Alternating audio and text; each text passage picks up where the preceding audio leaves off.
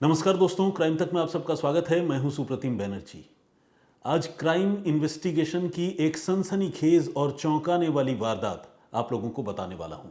ये मामला है मध्य प्रदेश का। मध्य प्रदेश में एक ज़िला है रायसेन, और इसी रायसेन ज़िले में गैरतगंज इलाके का रहने वाला एक कारोबारी अचानक एक रोज़ गायब हो जाता है। तारीख है 7 जुलाई 2026, यानी इसी साल की बात है।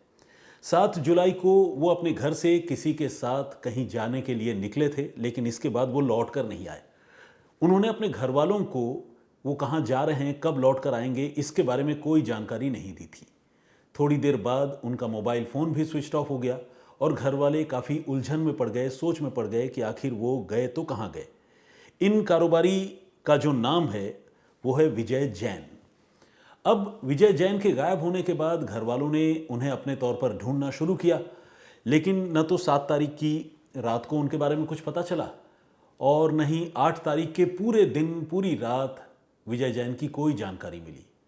अब ये मामला काफ़ी पेचीदा होता जा रहा था और घर वाले तनाव में आ गए थे। उन्होंने इसके बाद गैरतगंज थाने में जाकर विजय जैन की गुमशुदगी की रिपोर्ट दर्ज करवा दी।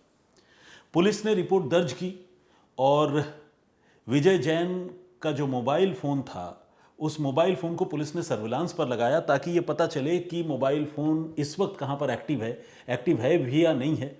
लेकिन सर्विलांस पर लगाने का कोई ख़ास फ़ायदा नहीं हुआ, क्योंकि मिस्टर जैन का फ़ोन लगातार स्विच ऑफ और नॉट रीचेबल आ रहा था। पुलिस वालों ने अब अपने तौर पर अलग अलग मुखबिरों से, गांव के लोगों से, आसपास के निवासियों से विजय जैन के बारे में पूछताछ करने की शुरुआत की। पुलिस जब पूछताछ कर रही थी तो पुलिस को कुछ जानकारी विजय जैन के बारे में मिली तो ज़रूर, लेकिन उनकी गुमशुदगी को लेकर पुलिस के पास कोई भी कंक्रीट क्लू नहीं था। इस बीच हुआ ये कि 7 को वो गायब हुए थे, 9 जुलाई को घर वालों ने रिपोर्ट लिखवाई थी और 11 जुलाई को कुछ लोगों ने गैरतगंज के पास में एक गांव है जिसका नाम है परासिया, और वहीं पर एक नदी बहती है। उस नदी के किनारे पर एक संदिग्ध चीज़ देखी। ये संदिग्ध चीज़ क्या थी? नदी के किनारे रेत के अंदर दबी एक लाश, जिसके हाथ पांव बाहर निकले हुए थे। असल में ये लाश बहुत गहरे किसी कब्र में नहीं दफनाई गई थी, बल्कि एक उथले या छिछले कब्र में लाश को किसी तरह से ठिकाने लगा दिया गया था, और जो आसपास के कुत्ते थे वो इस लाश को नोच रहे थे। ये विभत्स दृश्य जब लोगों ने देखा, गांव वालों ने देखा, तो उन्होंने लोकल पुलिस को इसके बारे में इन्फॉर्म किया। अब जो गैरतगंज की पुलिस थी वो पहले से ही विजय जैन को ढूंढ रही थी। ऐसे में ये लाश किसकी है, ये भी सवाल अब पुलिस के मन में था। पुलिस की एक टीम फौरन मौके पर पहुंची और मौके पर पहुंचने के बाद इस लाश को खोद कर बाहर निकलवाया। इसे देखकर क्लियर था कि ये मामला मर्डर का है, क्योंकि नदी के किनारे रेत में किसी की लाश यूं दफनाई जाती नहीं है। कोई भी अपने किसी नाते रिश्तेदार का अंतिम संस्कार यूं लापरवाही भरे तरीके से नहीं करता है। तो इसीलिए पुलिस को एक बात तो समझ में आ गई कि मामला मर्डर का है और संदिग्ध है। लेकिन मरने वाला शख्स कौन है उसकी पहचान करने की दरकार थी, और इत्तेफाक से लाश की हालत ऐसी थी कि उसकी पहचान संभव नहीं थी, पहचान हो नहीं पा रही थी, क्योंकि वो लाश कई दिन पुरानी लग रही थी। लाश के साथ ही पुलिस को एक मोबाइल फ़ोन भी मिला, जो लाश के ही कमर के पास उस कब्र के अंदर रखा हुआ था। पुलिस ने उस मोबाइल फ़ोन को भी रिकवर किया, और चूंकि विजय जैन गायब थे तो विजय जैन के जो परिजन हैं, घर वाले हैं, उनको पुलिस ने बुला भेजा और कहा कि एक बार प्लीज़ आप आइए और देखिए कि ये लाश कहीं आपके फैमिली मेम्बर जो गायब हैं उनकी तो नहीं है। घर वाले जब वहाँ पर पहुँचे तो लाश को देखकर शुरू में तो वो भी नहीं पहचान पाए, लेकिन जब मोबाइल का हैंडसेट उन्होंने देखा और लाश पर के साथ जो चप्पल थी, जो कपड़े थे, उन्हें देखकर घर वाले ये आइडेंटिफाई करने में कामयाब हो गए कि ये शव विजय जैन का ही है। पूरे जैन परिवार में मातम पसर गया। उम्मीद की जो लौ, जो किरण टिमटिमा रही थी, वो पूरी तरह बुझ चुकी थी। विजय जैन की हत्या की गई थी।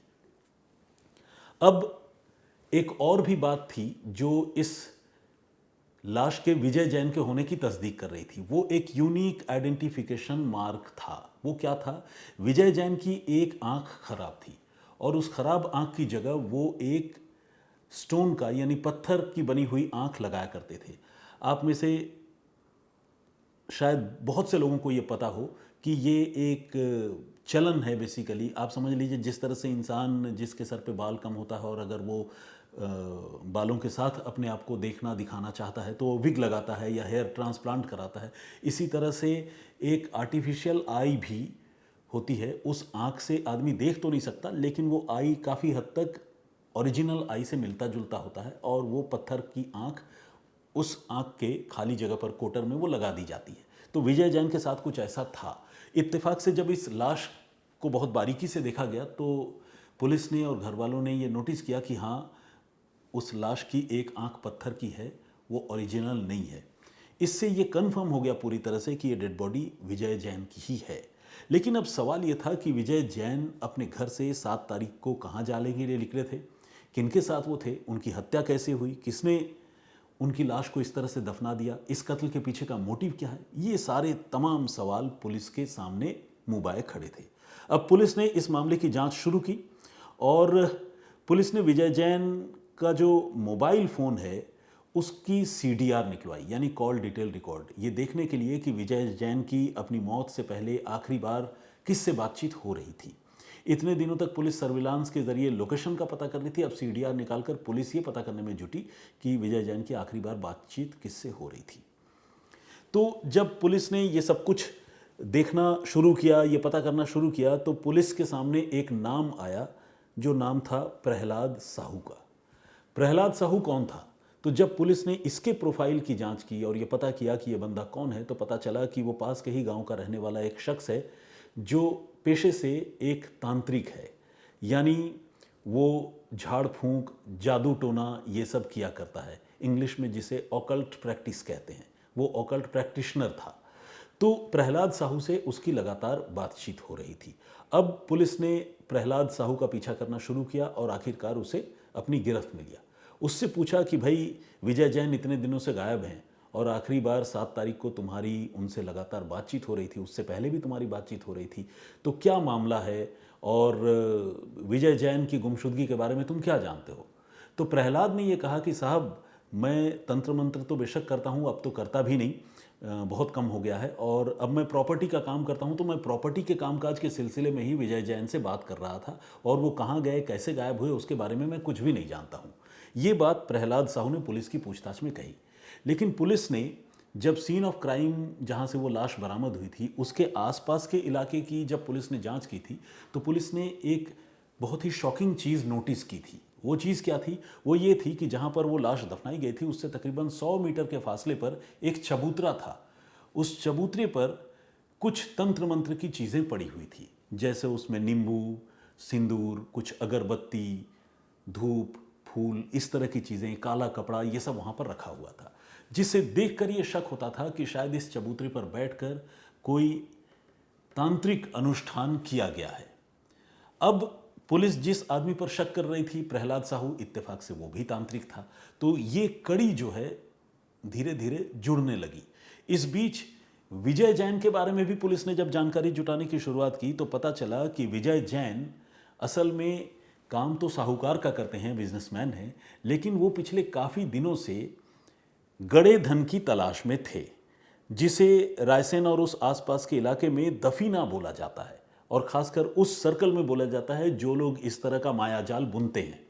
तो गड़े धन यानी दफीना की तलाश में विजय जैन काफ़ी दिनों से लगे हुए थे, ये भी बात पता चली। साथ में पुलिस को ये भी पता चला कि विजय जैन ने गड़े धन के लालच में ही जो है इससे पहले कई बार तांत्रिक अनुष्ठान कराए थे, और इसी चक्कर में उन्होंने एक कछुआ भी खरीदा था और एक दोमुहा सांप भी खरीदा था, जिसे बायोलॉजिकल नेम जिसका, बायोलॉजिकल तो नहीं लेकिन मतलब इंग्लिश नेम जिसका कॉमन सैंड बोआ है। लाल या मटमैले रंग का वो जो दोमुहा सांप होता है, बेसिकली उसके दो मुंह नहीं होते, मुंह तो एक ही होता है, लेकिन उसकी दुम जो है थोड़ी मोटी सी होती है और देखने में लगता है जैसे वो दोमुहा है। अब इस सांप के बारे में भी थोड़ा सा आपको बताते चलूँ। ये जो काला बाजार है जिसमें तंत्र मंत्र, जादू टोना, गड़ा धन, इस तरह की जो दुनिया है, इस दुनिया के जो लोग हैं वो इस सांप को बेशकीमती बताते हैं और ये बताते हैं कि ये सांप करोड़ों में बिकता है। इसी चक्कर में इस कॉमन सैंड बोआ नाम के मासूम प्राणी को, इस सांप को लोग बड़ी तादाद में पकड़ते हैं और उन्हें अपने पास रखते हैं, बेचने की कोशिश करते हैं, मार डालते हैं, शिकार करते हैं, जो अपने आप में एक बहुत आपत्तिजनक और गैरकानूनी बात है, हरकत भी है और पनिशेबल भी है। तो ये जो जैन साहब थे, विजय जैन, इनके बारे में जब जानकारी जुटाई गई तो पता चला कि उन्होंने कछुआ भी खरीदा था और दोमुहा सांप भी खरीदा था। तो यहाँ भी तंत्र मंत्र की एक बात विजय जैन के साथ जुड़ती हुई नजर आने लगी। मौका वारदात पर तंत्र मंत्र की चीज़ें मिली थी, जिस बंदे पर शक था वो भी एक तांत्रिक था। अब प्रहलाद साहू जो भी बता रहा था, पुलिस को एक बात समझ में आ गई कि ये बंदा सच नहीं बोल रहा है, झूठ बोल रहा है। पुलिस ने अब प्रहलाद साहू से सख्ती करने की शुरुआत की और पुलिस ने पूछा कि भाई क्या मामला है, बताओ, वरना तुम्हारी खैर नहीं, बहुत सारे सबूत तुम्हारे खिलाफ हैं। तो प्रहलाद साहू टूट गया और उसने कहा, साहब, विजय जैन की मौत का जिम्मेदार मैं ही हूँ, मैंने ही विजय जैन की हत्या की है। तो पुलिस ने पूछा कैसे की, क्यों की, किसके साथ मिलकर की। तो पता चला कि इस कत्ल में प्रहलाद साहू का बेटा टीकम साहू और प्रहलाद का एक दोस्त करीम खान भी शामिल है। असल में प्रहलाद, टीकम, करीम और विजय जैन, ये चारों लोग गड़े धन की तलाश में लगे हुए थे। लेकिन ये जो प्रहलाद था, उसे ये लगता था कि अगर किसी इंसान की बलि दे दी जाए, अगर उसकी हत्या कर दी जाए और बलि के इरादे से, सैक्रिफाइस करने के इरादे से उसकी हत्या की जाए, तो उससे उनको गड़े धन का पता चल जाएगा। और इसी इरादे से प्रहलाद ने अपने बेटे के साथ, टीकम साहू के साथ और करीम खान के साथ मिलकर एक प्लानिंग की और अपना जो चौथा मेंबर है अपने ग्रुप का, विजय जैन, उसको एक मोहरे की तरह या बलि के बकरे की तरह इस्तेमाल करने का फैसला किया। इसी प्लानिंग के तहत 7 जुलाई की शाम को उन्होंने विजय जैन को धोखे से उसके घर से अगवा किया। बाइक पर बिठाकर प्रहलाद साहू अपने साथ लेकर गया, कहा मोबाइल फ़ोन स्विच ऑफ कर दो, चलते हैं, कुछ तांत्रिक अनुष्ठान करेंगे। और सीधे गैरतगंज से लेकर चला गया परासिया नदी के पास और वहाँ नदी के किनारे रात के अंधेरे में बैठकर ये चारों तांत्रिक अनुष्ठान करने लगे। और ये तांत्रिक अनुष्ठान के साथ साथ एक कत्ल की प्लानिंग थी और 4 में से एक आदमी का कत्ल होना था। 3 लोगों को पता था, चौथे को इसके बारे में कोई जानकारी नहीं थी। तो हुआ ये कि तांत्रिक अनुष्ठान करते करते प्रहलाद साहू ने इशारा किया और जैसे ही इशारा किया, करीम खान खड़ा हो गया। उसने पहले से ही वहाँ कुदाल, फावड़े जैसी चीज़ों का इंतज़ाम कर रखा था। करीम खान जैसे ही खड़ा हुआ, प्रहलाद साहू उठा और उसका बेटा टीकम साहू, जो तंत्र मंत्र में शामिल था, वो भी उठा और बाप बेटे ने मिलकर विजय जैन के दोनों हाथ कसकर पकड़ लिए। पीछे से करीम खान ने फावड़े से घातक प्रहार किया विजय जैन के सिर पर। वो प्रहार इतना घातक था कि एक ही प्रहार विजय जैन के लिए मौत की वजह बन गया। इसके बाद ताबड़तोड़ उस पर और भी कई वार किए गए और इंश्योर करने के लिए बाप बेटे ने भी उस पर हमले किए, वार किए। और जब वो पूरी तरह कन्फर्म हो गए कि अब विजय जैन जीवित नहीं है, तो फिर कुछ तांत्रिक अनुष्ठान के बाद उसकी लाश को मौका वारदात से तकरीबन 100 मीटर दूर नदी के किनारे रेत में दफनाकर वहाँ से वो लोग फरार हो गए। ये अनुष्ठान करने से पहले ये जो तांत्रिक है वो बार बार ये कह रहा था, प्रहलाद साहू बार बार ये कह रहा था कि धरती काफ़ी गर्म हो गई है और दफीना बलि मांग रहा है, यानी गड़ा धन बलि मांग रहा है। तो तांत्रिक किया करते करते वो इस तरह का आडंबर कर रहा था, ड्रामा कर रहा था, जिसमें वो बार बार बलि की बात कह रहा था। लेकिन चूंकि चारों लोग अब तक एक ही पेज पर थे और चारों लोग अब तक एक साथ मिलकर गड़े धन की तलाश में थे, तो प्रहलाद, टीकम और करीम को तो पता था, लेकिन विजय जैन को ये नहीं पता था कि ये जो प्रहलाद बार बार बलि की बात कर रहा है वो उसी की बलि होने वाली है। और विजय बहुत इत्मीनान से उस तांत्रिक क्रिया में शामिल था, तांत्रिक क्रिया के पूरे होने का इंतजार कर रहा था। लेकिन इससे पहले कि वो सब कुछ पूरा होता, इन तीनों ने मिलकर अचानक विजय जैन को काबू किया और उसकी हत्या कर दी। धरती गर्म हो रही है, दफीना बलि मांग रहा है कहकर तांत्रिक ने बड़बड़ाया, इशारा किया और तांत्रिक, खुद उसका बेटा और उसके दोस्त करीम खान ने मिलकर आखिरकार एक बेगुनाह शख्स को मौत के घाट उतार दिया। पुलिस ने तफ्तीश की और जैसा कि मैंने आपको बताया कि कॉल डिटेल से, मोबाइल लोकेशन ढूंढने की कोशिश हुई उससे, और मौका वारदात पर जो लाश मिली, जो तंत्र मंत्र की क्रियाओं की जो चीज़ें वहाँ पर मिली, इन सारी चीज़ों से पूरी कड़ी जुड़ती चली गई और ये पूरी कहानी सामने आ गई। गड़ा धनवन कुछ नहीं था, ऐसा कुछ होता नहीं है। इत्तेफाक से कहीं खुदाई करते हुए किसी जगह मिल जाए तो वो बात अलग है। उसमें भी सरकार का नियम ये कहता है कि अगर ज़मीन के नीचे से कोई धन बाहर निकला तो उसके बारे में आपको ज़िला प्रशासन को और सरकार को बताना होगा। उस धन पर आपका मालिकाना हक नहीं है और ऐसा होता बहुत कम है। क्योंकि गड़ा धन तंत्र मंत्र से बाहर नहीं निकलता। वो तो इत्तेफाक की बात होती है, मान लीजिए किसी ऐतिहासिक ज़माने में कोई हिस्टोरिकल साइट हो जहाँ पर, या जहाँ पर कोई बसावट हो, वहाँ पर किसी ने कोई स्वर्ण मुद्रा या कोई चीज़ दफना करके रख दी हो, तो वो एक अलग बात है। लेकिन इस तरह की चीज़ें आमतौर पर होती नहीं है, और इसलिए ऐसी कहानियों पर यकीन करना भी मेरे हिसाब से सरासर अपने आप को धोखा देना है। तो विजय जैन वही कर रहे थे, लेकिन उसकी कीमत उन्हें अपनी जान देकर चुकानी पड़ेगी, ये खुद विजय जैन ने भी नहीं सोचा था। तो खैर, पुलिस ने इस मामले को सॉल्व कर लिया है। रायसेन मध्य प्रदेश की ये कहानी थी, ये घटनाक्रम था। इस पर आपका पॉइंट ऑफ व्यू क्या है, प्लीज़ हमें कमेंट करके ज़रूर बताइएगा। जो प्रीवियस स्टोरी मैंने आप लोगों को सुनाई थी, आज उसके बारे में थोड़ी आप लोगों के साथ चर्चा करूंगा। कुछ जो भी आपके मन में सवाल होंगे जो आपने हमसे पूछे थे, उसका भी जवाब देने की मैं कोशिश करूंगा। जो प्रीवियस स्टोरी थी, मैंने उसमें आप लोगों को बताया था कि किस तरह से सोनम रघुवंशी, जो राजा रघुवंशी की पत्नी थी और जिस पर राजा रघुवंशी के कत्ल का इल्ज़ाम है, उसने सुप्रीम कोर्ट में जो हलफनामा दिया उसमें उसने कहा कि मैं न सिर्फ बेकसूर हूं, बल्कि पुलिस के पास मेरे खिलाफ कोई सबूत तक नहीं है। ऐसा सोनम रघुवंशी ने किस बिना पर कहा, क्यों कहा, उसके बारे में मैंने अपनी पिछली स्टोरी पे चर्चा की थी। तो आइए उसमें से कुछ सवाल जो आप लोगों ने पूछे हैं या कमेंट्स है, उसका जवाब देने की कोशिश करता हूँ। NSP सॉल्यूशन के नाम से एक आईडी है, उन्होंने कहा है कि सोनम और उसके भाई और माता पिता को भी फांसी की सज़ा होनी चाहिए। इन सभी लोगों ने मिलकर राजा को मौत के घाट उतारा है। देखिए, ये आपकी व्यक्तिगत राय हो सकती है, लेकिन पुलिस की तफ्तीश में अब तक भाई और माता पिता का कोई रोल सामने नहीं आया है, और कानून जो है किसी एक आदमी के गुनाह की सज़ा उसके परिवार के बाकी लोगों को देने की इजाज़त नहीं देता। तो इसीलिए मेरे हिसाब से आपने जो बात कही है, जब तक तफ्तीश में ऐसा कोई भूमिका सामने नहीं आए, तो फिर किसी और को दोषी बताना और उन पर आरोप लगाना मेरे हिसाब से ठीक नहीं है। अगर सोनम सिया जिंदा रहेंगी तो वो 32 लोग को भी छोड़ देना चाहिए। ये 32 लोग उनकी बात कर रहे हैं जो श्री गंगानगर में जिन 32 दरिंदों ने एक छोटी सी बच्ची के साथ गैंगरेप किया था। ये सर वैशु के नाम से एक आईडी है, उन्होंने ये कमेंट किया। उनके कहने का मतलब ये है कि अगर ये ऐसे लोग बगैर सज़ा के फांसी के जीवित रहते हैं, तो बाकी लोगों को भी, जो गुनहगार हैं, उन्हें भी छोड़ देना चाहिए। तो इनके इस कमेंट में आप समझ सकते हैं कि वो कितने गुस्से में हैं, कितने फ्रस्ट्रेटेड हैं। लाफ टू टोस इंटॉलरेंट, ये आईडी पढ़ने में मुझे बार बार दिक्कत होती है। तो जो भी ये कमेंट करते हैं उनसे मेरी गुजारिश है कि प्लीज़ आप अपना नाम भी ज़रूर लिखिए। और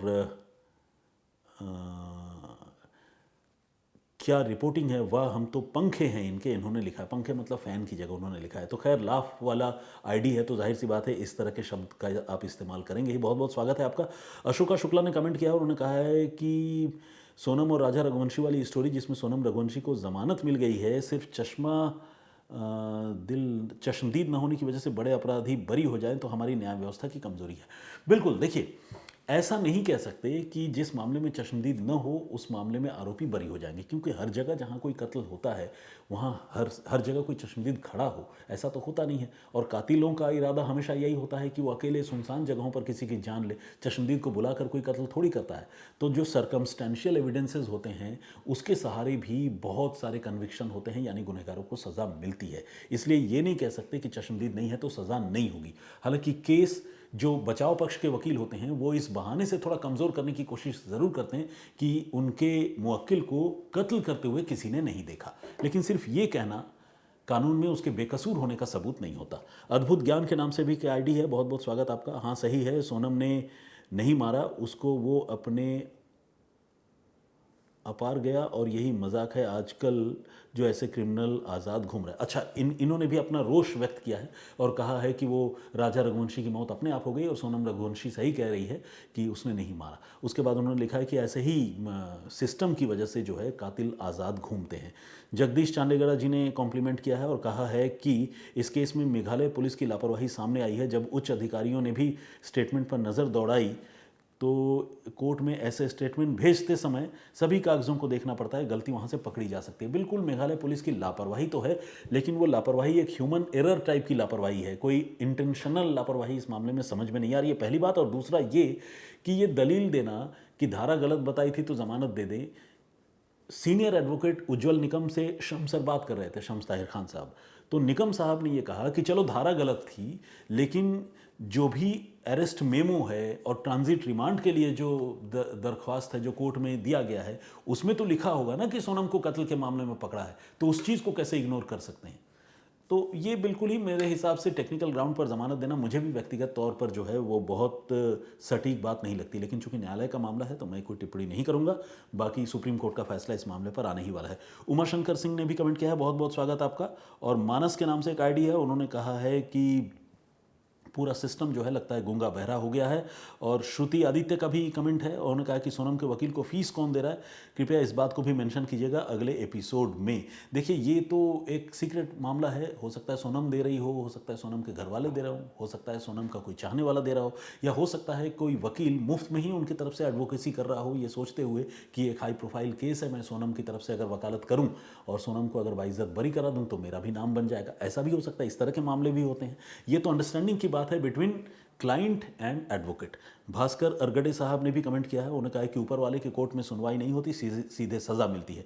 विवेक त्रिपाठी, अशोक राज, रेखा बभोर, मोहम्मद अफजल हुसैन, GS748, मेहताब नहीं मतहिब और सोमा, और भी बहुत सारे लोगों ने कमेंट किया। Thank you very much all of you, इतने सारे कमेंट्स और अच्छी बातों के लिए और सवालों के लिए। मैं फिर हाजिर हूँगा किसी और वाकई, किसी और क्राइम इन्वेस्टिगेशन की कहानी के साथ। तब तक मुझे इजाज़त दीजिए, अपना बहुत ख्याल रखिए, सुरक्षित रहिए। जय हिंद, जय भारत।